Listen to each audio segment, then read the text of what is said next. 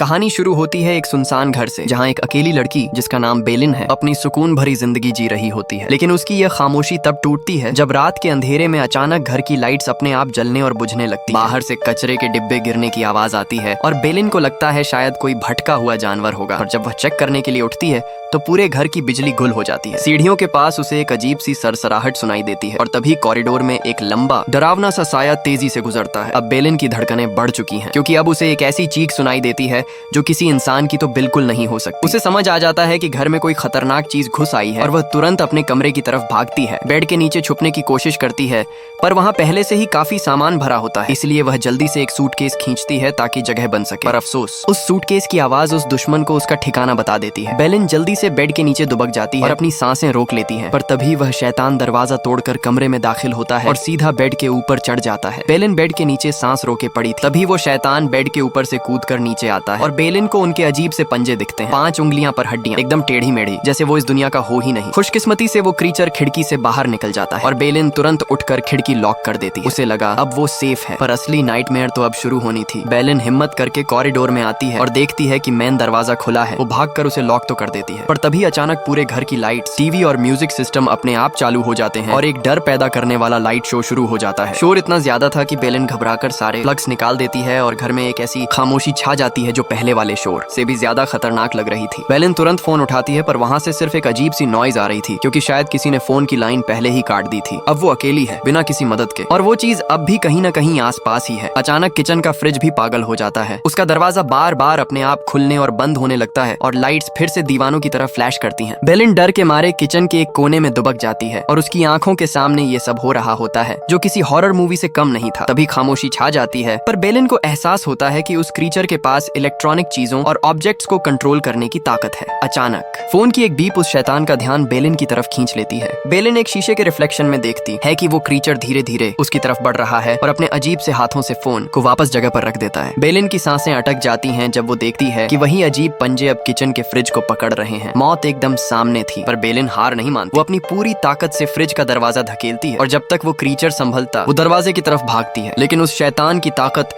बेलिन की सोच से भी ज्यादा थी। जैसे ही वो दरवाजे के पास पहुंचती है, एक अनजानी ताकत दरवाजे को उखाड़कर सीधा बेलिन के सिर पर दे मारती है। बेलिन का सिर फट जाता है और खून बहने लगता है, पर उसका लड़ने का जज्बा अभी भी जिंदा है। बेलिन बुरी तरह घायल होने के बावजूद हार नहीं मानती। वह जमीन पर रेंगते हुए उस मौत के साए से दूर भागने की कोशिश करती है। वह शैतान शायद इस खेल का मजा ले रहा था, क्योंकि वह मजे मजे में बेलिन के रास्ते में आने वाली हर चीज को अपनी अनजानी ताकत से उखाड़ कर फेंक रहा था। वह उसे हवा में उछाल देता है और बेलिन की चीख निकल जाती है, पर तभी बेलिन को एक मौका मिलता है। वह अपनी पूरी ताकत लगाकर उस क्रीचर पर पलटवार करती है और किसी तरह उसे खत्म कर देती है। उसे यकीन ही नहीं हो रहा था कि उसने एक एलियन को मार गिराया है। पूरी रात वह डर के मारे एक कोने में दुबकी रही, लेकिन जब सुबह की पहली किरण घर में दाखिल हुई तब उसे एहसास हुआ कि जो कुछ हुआ वह कोई बुरा सपना नहीं बल्कि एक खौफनाक हकीकत थी। वह पुलिस को कॉल करने की कोशिश करती है, पर फोन की लाइन पहले ही कट चुकी थी। वह गाड़ी लेकर शहर भागने की कोशिश करती है, पर गाड़ी भी स्टार्ट नहीं होती। वह अपने ही घर में एक कैद की तरह फंस चुकी है। बेलिन हिम्मत नहीं हारती। वह टूटे हुए दरवाजे को सोफा से ब्लॉक करती है और साइकिल लेकर शहर की तरफ निकल पड़ती है। सुनसान सड़क पर साइकिल चलाते हुए उसे लगता है कि शायद सब ठीक हो जाएगा, पर रास्ते में उसे कुछ ऐसा दिखता है जो उसके होश उड़ा देता है। बेलिन साइकिल लेकर तेज भागती है, पर रास्ते में उसे एक एक्सप्रेस डिलीवरी ट्रक पलटा हुआ मिलता है। चारों तरफ सन्नाटा था और ट्रक से धुआं निकल रहा था। मदद की उम्मीद में वह पास के एक घर की तरफ दौड़ती है, पर वहाँ का नजारा और भी खौफनाक था, क्योंकि पूरा घर तबाह हो चुका था। तभी वह आसमान की तरफ देखती है और उसे खेत में अजीबोगरीब क्रॉप सर्कल्स दिखते हैं, जिन्हें देखकर उसकी रूह कांप जाती है। यह हमला सिर्फ उस पर नहीं बल्कि पूरे शहर पर हुआ है। बेलिन तुरंत टाउन के पुलिस स्टेशन पहुंचती है, जहां उसे उसकी माँ और सौतेले पिता मिलते हैं, पर वहां सुकून की जगह नफरत मिलती है। उसकी माँ, जो उसे बचपन से अपनी दूसरी बेटी की मौत का जिम्मेदार मानती है, बेलिन के मुंह पर थूक देती है और वहां खड़ा हर अधिकारी उसे एक कातिल की तरह देखता है। बेलिन को एहसास होता है कि बाहर एलियन मौत बनकर नाच रहे हैं और यहाँ उसके अपने ही उसे जीने नहीं देना चाहते। हर तरफ से ठुकराई हुई बेलिन अब अपनी जान बचाने के लिए एक सुनसान बस में सवार हो जाती है, ये सोचे बिना कि मंजिल कहाँ है। बेलिन उस बस में सवार तो हो जाती है, ये सोचकर कि शायद वह इन शैतानों और अपने अतीत से दूर निकल जाएगी, पर उसे क्या पता था कि वह एक और भी भयानक बुरे सपने में दाखिल हो रही है। बस में बैठते ही उसे अजीब सा एहसास होता है और जल्द ही वह देखती है कि बस के बाकी मुसाफिर बिल्कुल अजीब व्यवहार कर रहे हैं। एक आदमी उसकी तरफ धीरे धीरे बढ़ता है, उसकी गर्दन के अंदर कुछ रेंगता हुआ साफ दिख रहा था। तभी पास बैठी एक औरत बेलिन का पैर पकड़ लेती है और चीखने लगती है। बेलिन को एहसास होता है कि ये लोग अब इंसान नहीं रहे, बल्कि इन पर उन एलियन क्रीचर्स ने कब्जा कर लिया है। बस के अंदर ही एक जंग शुरू हो जाती है। वे लोग बेलिन पर हमला करते हैं और एक शैतानी ताकत से दीवारों पर चलने लगते हैं। सही वक्त पर ड्राइवर एक जोरदार ब्रेक मारता है और बेलिन किसी तरह बस से निकलकर बाहर भागती है। लेकिन जब वह अपने घर के रास्ते पर होती है तो वह जो देखती है वह उसकी सोच से भी ज्यादा डरावना था। पड़ोस के खेत में लोग एक अजीब से पोज में खड़े थे। उनके हाथ आसमान की तरफ उठे हुए थे, जैसे वे किसी का स्वागत कर रहे हों। आसमान में काले बादल गरज रहे थे और ऐसा लग रहा था जैसे कोई बहुत बड़ी ताकत धरती पर उतरने वाली है। अचानक वे सब लोग एक साथ बेलिन की तरफ मुड़ते हैं। उनका चेहरा और आंखें अब बिल्कुल खाली और खौफनाक थी। बेलिन को एहसास होता है कि यह शैतानी ताकत पूरे शहर को अपनी गिरफ्त में ले चुकी है। उसके पास अब कोई रास्ता नहीं बचा था, इसलिए वह थक हार कर वापस अपने उसी घर लौट आती है जहाँ यह सब शुरू हुआ था। घर के अंदर अभी भी उस एलियन की लाश पड़ी थी जिसे बेलिन ने मारा था। वह समझ जाती है कि उसने उनके साथी को मारा है और वे लोग उसे आसानी से नहीं छोड़ेंगे। आसमान में बादल और भी काले और घने होते जा रहे थे। बेलिन ने फैसला किया कि अब वह चुपकर नहीं बैठेगी बल्कि लड़ेगी। वह घर की हिफाजत के लिए तैयारी शुरू करती है। गर्म पानी उबालती है, चाकू अपने पास रखती है और दरवाजों को कीलों से बंद कर देती है। पर जैसे ही वह तैयार होती है दरवाजे की कीलें खुद ब खुद निकलने लगती हैं। एक अजीब नीली रोशनी खिड़कियों से अंदर आने लगती है, बिल्कुल किसी यूएफओ की बीम की तरह। बेलिन हैरान और परेशान रह जाती है जब वह देखती है कि वह नीली रोशनी उस मरे हुए एलियन की लाश को हवा में उठा लेती है और खिड़की से बाहर ले जाती है। ये देखकर बेलिन को अपनी बेबसी का एहसास होता है। वह डर के मारे बेसमेंट की तरफ भागती है ताकि इस अनजानी ताकत से बच सके। बेलिन डर के मारे बेसमेंट में घुस जाती है, पर वहाँ का माहौल और भी खौफनाक था। वो खामोशी से एक पिलर के पीछे छुप जाती है ताकि उस क्रिएचर की नजर उस पर न पड़े। तभी उसे पास ही एक कैंची दिखती है और वो मौका पाते ही उसे अपने हाथ में ले लेती है। बेलिन बहुत संभल कर चल रही थी, पर एक हल्की सी आहट उस शैतान को चौकन्ना कर देती है। क्रिएचर को अपनी तरफ बढ़ता देख बेलिन तुरंत एक टेबल के नीचे दुबक जाती है, पर वो शैतान उसे ढूंढ निकालता है। बेलिन हिम्मत करके उस पर पलटवार करने की कोशिश करती है, लेकिन वो क्रिएचर उससे ज्यादा शातिर था। वो अपनी दिमागी ताकत टेलीकिनेसिस का इस्तेमाल करता है और बेलिन के हाथ से कैंची छीनकर दूर फेंक देता है। इतना ही नहीं, वो बेलिन के हाथ से उसकी बहन के साथ वाली पुरानी तस्वीर भी छीन लेता है, जैसे वो इंसानी जज्बातों को समझने की कोशिश कर रहा हो। बेलिन इस मौके का फायदा उठाकर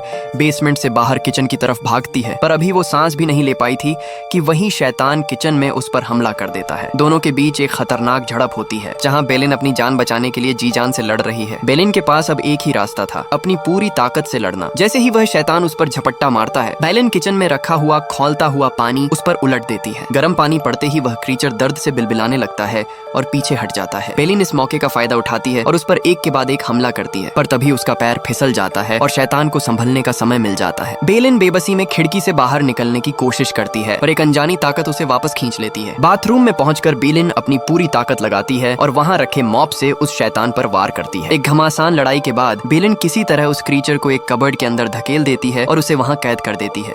दूसरे शैतान से निपटने के बाद बेलिन किसी तरह खिड़की से बाहर निकल जाती है, पर बाहर का नजारा और भी डरावना था। घर की छत पर एक बेहद विशाल और अजीब शक्ल वाला क्रिएचर उसे घूर रहा था, जिसके सामने बेलिन एक चींटी के बराबर लग रही थी। तभी पड़ोसी लुकास वहां आता है और बेलिन को बचाने की बजाय उसे जबरदस्ती उस शैतान की तरफ खींचने लगता है। ऊपर एक बड़ा सा काला यूएफओ स्पेसक्राफ्ट दिखाई देता है और उसमें से एक रोशनी निकलती है जो लुकास को ऊपर खींचने लगती है। पर जैसे ही उन्हें एहसास होता है कि यह बेलिन नहीं है, वे लुकास को बीच रास्ते से ही नीचे पटक देते हैं। शैतान गुस्से में बेलिन की तरफ लपकता है और बेलिन अपनी जान बचाने के लिए भागने लगती है। वह फुर्ती से एक पुरानी कार के अंदर घुसती है और दूसरी साइड से बाहर निकल जाती है। वह लंबा शैतान कार में फंस जाता है और उसकी कोशिशों में कार का ऑयल टैंक फटने लगता है। कार के नीचे लेटी हुई बेलिन के दिमाग में एक खतरनाक आइडिया आता है और वह अपना लाइटर निकाल लेती है। बेलिन ने हिम्मत नहीं हारी और कार के ऑयल टैंक के पास लाइटर जला दिया। एक बड़ा धमाका होता है और वो विशाल क्रिएचर आग की लपटों में घिर जाता है। बेलिन दूर से खड़े होकर उस शैतान को जलते हुए देखती है, पर तभी वही नीली रोशनी फिर से आसमान से उतरती है और आग को बुझा देती है। बेलिन डर के मारे वापस घर के अंदर भागती है, पर एक नया क्रिएचर दरवाजा खोलकर अंदर आ जाता है। वो शैतान घर में लगी पुरानी तस्वीरों को घूरने लगता है। बेलिन पीछे से हमला करने की कोशिश करती है, पर वो एलियन अपनी दिमागी ताकत से उसे दीवार से टकरा देता है। तभी एक लाल रोशनी पूरे कमरे में फैल जाती है और बेलिन को हवा में उठाकर छत से चिपका देती है। वो शैतान उसके पास आता है और अपने मुंह से एक अजीब सा जीव निकालता है जो बेलिन की चीखों के बीच उसके मुंह के अंदर घुस जाता है। जैसे ही वह अजीब क्रिएचर बेलिन के मुंह में घुसता है, पूरी दुनिया घूमने लगती है और बेलिन की आंख एक साफ सुथरे कमरे में खुलती है। सब कुछ पहले जैसा सामान्य और शांत लग रहा था, मानो कल रात की वह भयानक घटना सिर्फ एक बुरा सपना हो। तभी दरवाजे की घंटी बजती है और बेलिन के सामने उसकी वह बहन खड़ी थी जिसकी बचपन में मृत्यु हो चुकी थी। अपनी बहन को जिंदा देखकर बेलिन भावुक हो जाती है, पर वह जानती थी कि यह सब एक धोखा है। वह इस बिना दर्द वाली दुनिया में हमेशा के लिए रह सकती थी, पर इसका मतलब था अपनी असलियत को भूल जाना। आखिर में वह अपनी बहन से माफी मांगती है और उस झूठी दुनिया को ठुकराकर वापस असलियत में लौट आती है। है। जैसे ही वह होश में आती है, वह खुद को उसी पुराने घर के बाहर पाती है और डर के मारे जंगल की तरफ भागती है। लेकिन एक नीली रोशनी उसे फिर से घेर लेती है और वह सीधे एक विशाल यूएफओ के अंदर पहुंच जाती है, जहां बहुत सारे एलियंस उसे घूर रहे होते हैं। जैसे ही उस अजीब से प्राणी ने ब्रिन के माथे को छुआ, उसके दिमाग के सारे दरवाजे खुल गए और उसकी पूरी जिंदगी एक झटके में उसकी आंखों के सामने आने लगी। वह वापस अपने बचपन में पहुंच जाती है, जहां उसकी माँ का प्यार और उसकी छोटी बहन के साथ बिताए हुए हसीन पल थे। पर तभी वह दर्दनाक दिन लौट आता है जब अनजाने में एक पत्थर उसकी बहन के सिर पर लग गया था और सब कुछ हमेशा के लिए बदल गया। इस बार ब्रिन अपने इस डर से भागी नहीं, बल्कि उसने एक सफेद रोशनी वाली जगह में अपनी बहन की आत्मा का सामना किया और रोते हुए